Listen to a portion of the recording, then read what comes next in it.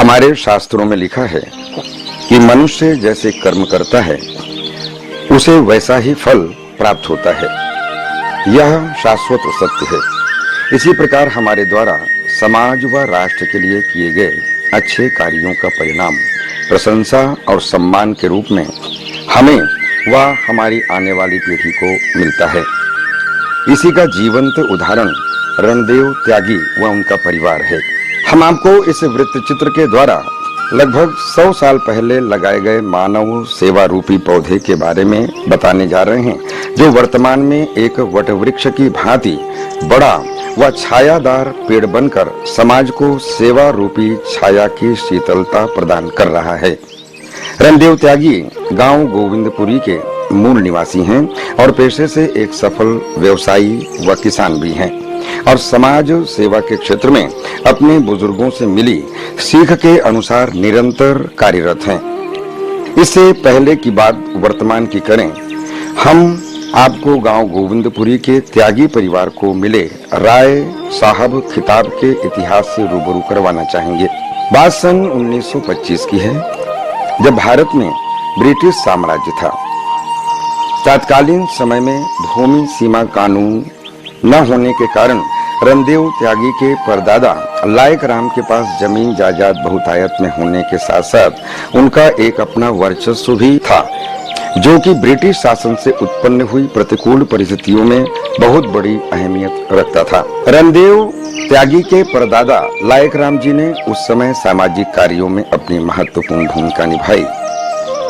लायक राम जी द्वारा दीनहीन की सेवा करना, जरूरतमंद परिवारों की आवश्यकताओं की पूर्ति करना तथा सरकारी तंत्र में सक्रियता से समाज हितैषी कार्य करना उनकी प्राथमिकता रहती थी।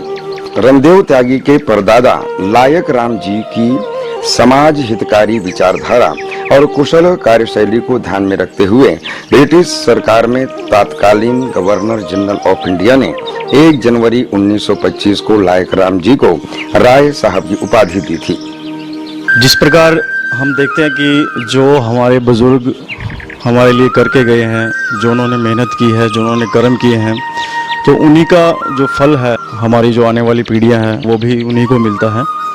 गोविंदपुरी गांव 2 परिवारों की आगे संतान है, जो इतना बड़ा एक हम देख सकते हैं कि साम्राज्य उसको कह सकते हैं। गोविंदपुरी एक साम्राज्य में तब्दील हो चुका है। मेरे साथ समाज सेवी और आप जैसे इनको देखते हैं सोशल मीडिया के माध्यम से, समाचार पत्रों के माध्यम से, टीवी चैनल के माध्यम से, जो इनके माध्यम से समाज सेवा के कार्य किए जाते हैं, उनको प्रशासन के द्वारा, समाज के द्वारा, सरकार के द्वारा निरंतर सराहा जाता है, इनको सम्मानित भी किया जाता है। लेकिन इनके साथ साथ यदि बात करते हैं, इनका जो परिवार है, जो इनकी पुश्तें हैं, उन्होंने भी अपने स्तर पर जब देश आज़ाद नहीं हुआ था तब से लेकर और आज वर्तमान की अगर हम बात करते हैं 2021 की, तो अब तक इनका एक बहुत बड़ा योगदान है समाज सेवा के क्षेत्र में। आइए इनसे बात करते हैं। जो आपके पूर्वज हैं उनका जो इतिहास है उस पर थोड़ा सा संक्षिप्त में प्रकाश डालिए सर। आपका बहुत धन्यवाद। आपने हमारे परिवार के बारे में विस्तार से जानने की कृपा करी। उसका जितना मेरे पास शब्द नहीं है धन्यवाद करने के लिए, आपका बहुत बहुत धन्यवाद। मेरे बड़ बाबा जी को 1925 में राय साहब का खिताब मिला था।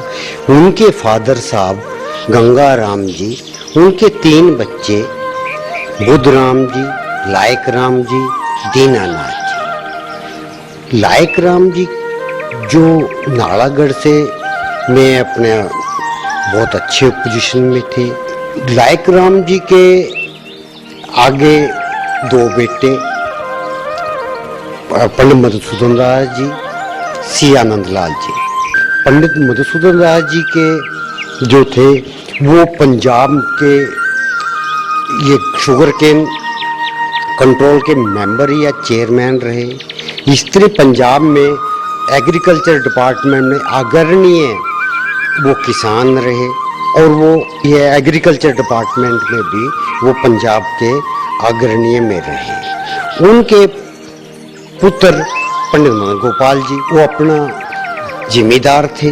लैंड सीलिंग एक्ट आने से उनके वो जिम्मेदार से किसान रह गए, किसान पे आ गए। तो फिर उन्होंने फिर अपना बिजनेस डाइवर्ट करा। उन्होंने सिनेमा बनाया, पेट्रोल पंप बनाया, होटल बनाया और बहुत से बिजनेस करे। कुछ हैं कुछ नहीं है। वो भी एक समाज में अच्छी और अच्छा बिजनेस की तरह उन्होंने प्रेरणा दी। उनके 5 बच्चे हैं, 3 लड़के 2 लड़कियां। सबसे बड़े लड़के सहदेव राणा, दूसरे हरदेव शर्मा, तीसरा रणदेव त्यागी, बड़ी लड़की सुचेता शर्मा, छोटी सरिता शर्मा।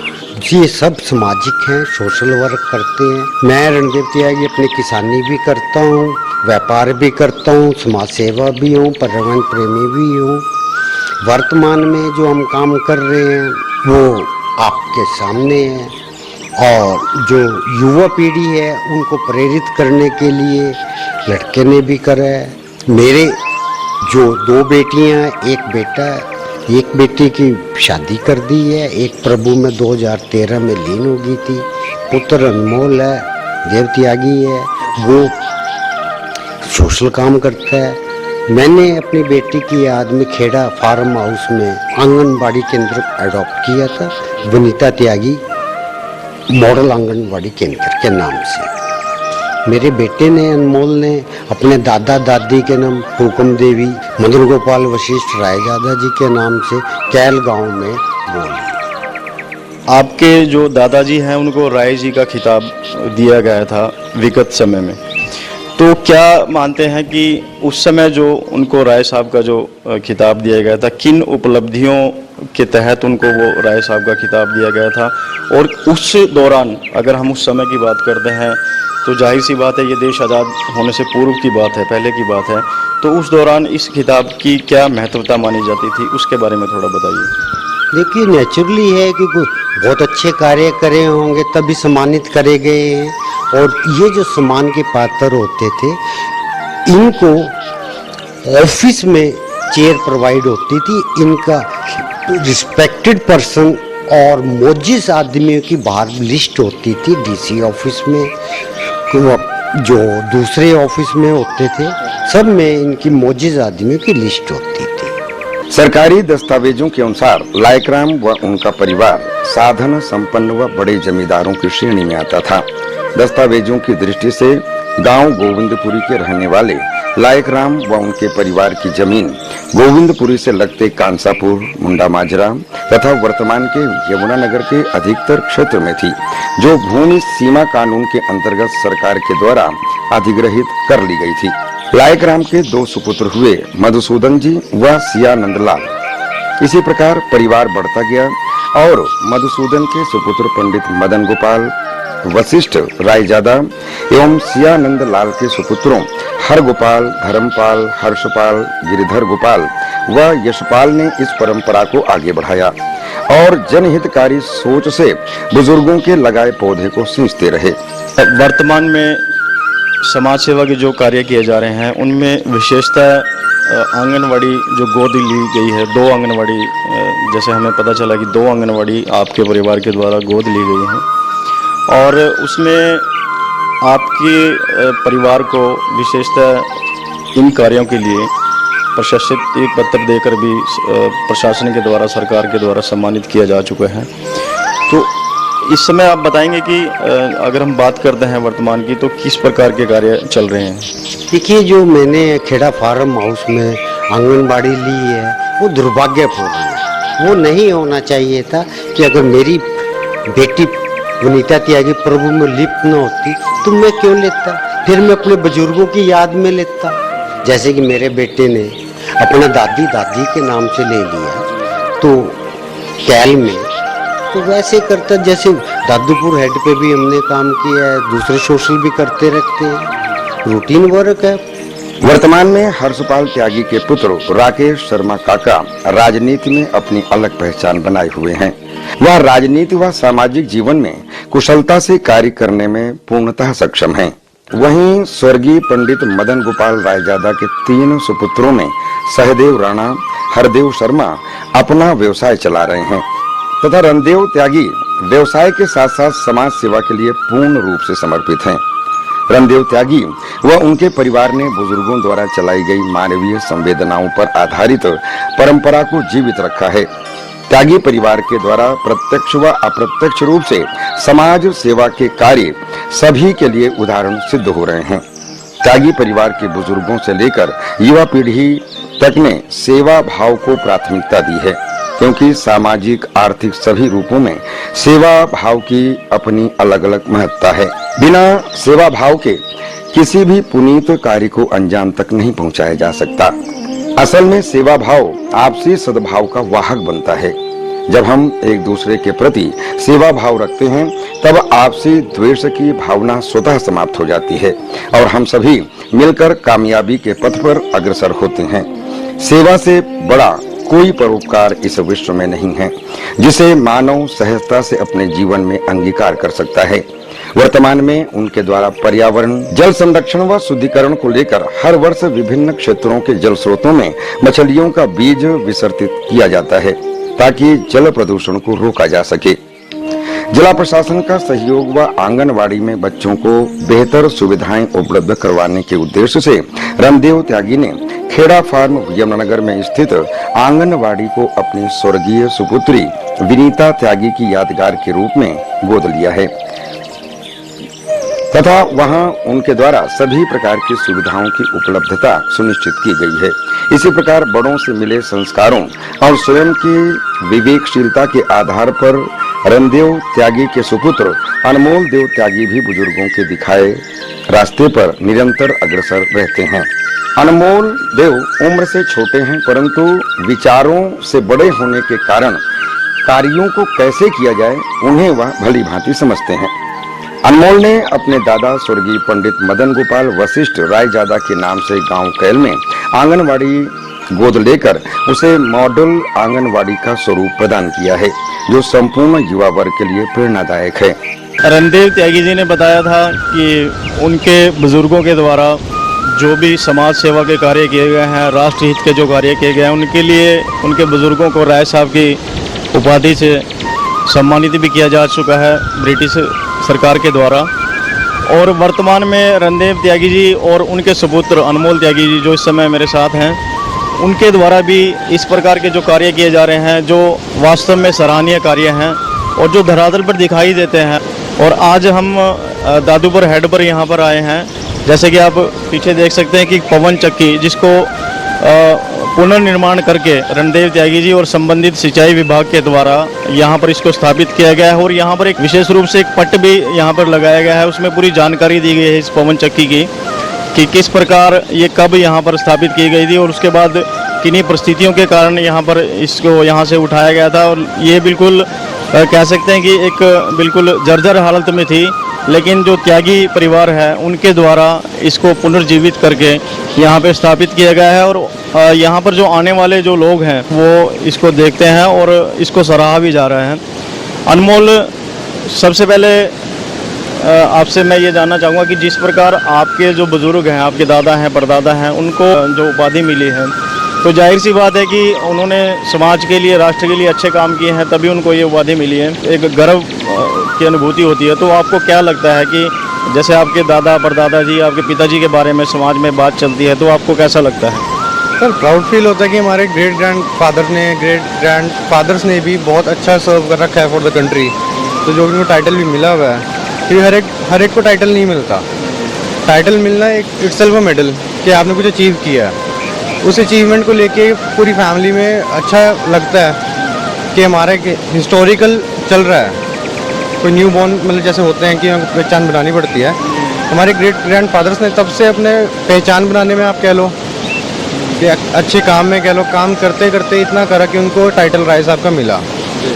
और वही चीज़ आगे हमारे ऊपर भी आती है कि अगर जो उन्होंने अचीवमेंट करी है तो हमको भी कुछ ना कुछ अचीव करना चाहिए अपना टाइम में। आपने अपने परिवार के अंदर किस तरह का माहौल पाया है, बचपन से लेकर अब तक किस तरह का महसूस करते हैं कि परिवार की जो दिनचर्या है, जो समाज के प्रति उनका समर्पण भाव है, वो किस प्रकार का रहता है? सर, मैंने छोटे होते से ये देखा है, जब मैं काफ़ी छोटा था तब से पापा फिशेज भी डोनेट करते आ रहे हैं नदी में। उसके बाद चलो जब मैंने भी देखा कि पापा कर रहे हैं तो मेरे इंस्पायर हुआ उनसे कि मैं भी करूँ।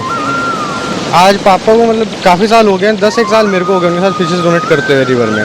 और जैसे ये वाटर व्हील भी पीछे है, ये एक हिस्टोरिकल है, क्योंकि आने वाली मैं अगर अपनी ही बात करूँ तो मैंने कभी लाइव नहीं देखा था ये, कि हमने सिर्फ बुक्स में देखा था।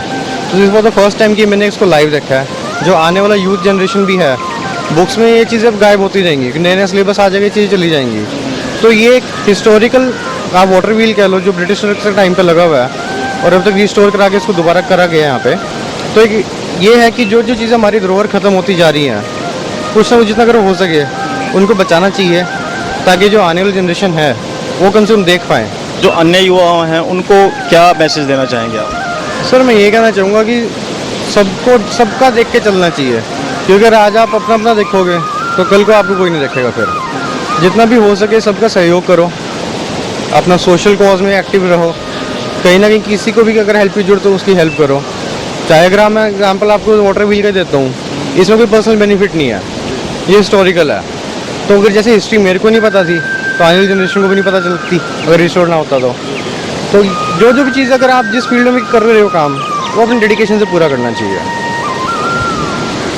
तो ये अनमोल देव त्यागी थे मेरे साथ। इन्होंने बताया कि इनके परिवार के द्वारा, जो इनके बुज़ुर्गों के, इनके दादा परदादा और इनके पिताजी के द्वारा जो भी कार्य किए जा रहे हैं वो वास्तव में सराहनीय हैं। और उसका एक उदाहरण जो है वो हम पीछे दे सकते हैं, जो एक ऐतिहासिक धरोहर जो पवन चक्की हम जिसको कह सकते हैं। तो यहाँ पर इसकी जो इसको स्थापित करने का जो श्रेय है वो पूरा त्यागी फैमिली को जाता है, क्योंकि ये वर्षों से जर्जर हालत में गोडाउन में ही पड़ा था।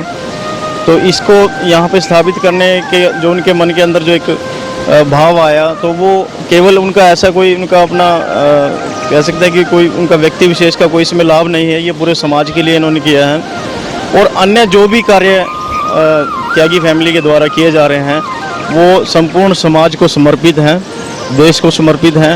और हमें पूरे समाज को, पूरे देश को उनसे प्रेरणा लेनी चाहिए कि हम जो भी करें स्वयं के लिए तो करें ही करें, लेकिन समाज के लिए, देश के लिए भी उसका कुछ एक ऐसा हिस्सा हम रखें कि हम नहीं तो हमारी जो आने वाली पीढ़ियां हैं उन्हें हमारे किए हुए, हमारी कार्यशैली पे, हमारे काम पर उनको गर्व हो। जिस प्रकार आज त्यागी फैमिली में जैसे अनमोल देव त्यागी, इनको अपने पिता पे, अपने दादा परदादा पे गर्व है, तो ऐसे सभी को हो। त्यागी परिवार का उद्देश्य समाज सेवा के साथ साथ ऐतिहासिक धरोहर का संरक्षण करना भी है। अभी हाल ही में त्यागी परिवार ने सिंचाई विभाग के सहयोग से दादूपुर हेड पर पनचक्की को पुनः स्थापित किया है। गौरतलब है कि यह पनचक्की कई वर्षों से जर्जर हालत में सरकारी गोडाउन में पड़ी हुई थी। रामदेव त्यागी व उनके बेटे अनमोल त्यागी के अथक प्रयासों से इस पनचक्की को पुनर्जीवित किया गया है और दादूपुर हेड पर स्थापित करने का सराहनीय कार्य भी किया गया है। यहाँ विशेष तौर पर एक पट भी लगाया गया है जिसमें पंचक्की के प्रारंभिक उपयोग के बारे में विस्तृत वर्णन किया गया है। रामदेव त्यागी का मानना है कि दूसरों के प्रति निस्वार्थ सेवा का भाव रखना ही जीवन में कामयाबी का मूल मंत्र है। निस्वार्थ भाव से की गई सेवा से किसी का भी हृदय परिवर्तन किया जा सकता है। हमें अपने आचरण में सदैव सेवा का भाव निहित रखना चाहिए, जिससे अन्य लोग भी प्रेरित होते हुए कामयाबी के मार्ग पर अग्रसर हो सकें। बात यदि पौधारोपण की जाए तो त्यागी परिवार के द्वारा हर वर्ष स्वयं भी पौधारोपण किया जा रहा है और समाज को पर्यावरण संरक्षण के लिए प्रेरित करने के लिए पौधों का वितरण भी समय समय पर किया जाता है। रामदेव त्यागी व अनमोल त्यागी को समाज सेवा के क्षेत्र में उत्कृष्ट कार्य करने के लिए सरकार व स्थानीय प्रशासन के द्वारा सम्मानित भी किया जा चुका है। समर्पण भाव और दृढ़ इच्छा शक्ति से कार्य करने वाले त्यागी परिवार की सबसे बड़ी विशेषता यह है कि राय साहब की उपाधि से सुशोभित होने और साधना संपन्न होने के बाद भी उनकी जीवन शैली सरल व सहज है। उनका मानना है कि यदि आज हम समाज और देश के लिए कुछ भी अच्छा करेंगे तो निश्चित तौर पर भविष्य में वह हमारी सबसे अनमोल धरोहर होगी। और यह धरोहर आज त्यागी परिवार के पास है, जिसे उन्होंने संरक्षित करने के साथ साथ निस्वार्थ भाव से जनसेवा के कार्यों को करते हुए आगे बढ़ाया है। क्योंकि उनका ध्येय है कि पथ का अंतिम लक्ष्य नहीं है सिंहासन चढ़ते जाना, सब समाज को लिए साथ में हमको है आगे जाना। रामदेव त्यागी ने इस दौरान बात करते हुए बताया कि उनके दादाजी व पिताजी उन्हें अक्सर एक बात कहा करते थे कि सेवा भाव में आई कमी मनुष्य को धीरे धीरे पतन की ओर ले जाती है। सेवा भाव ही मनुष्य की पहचान बनाती है और उसकी मेहनत चमकाती है।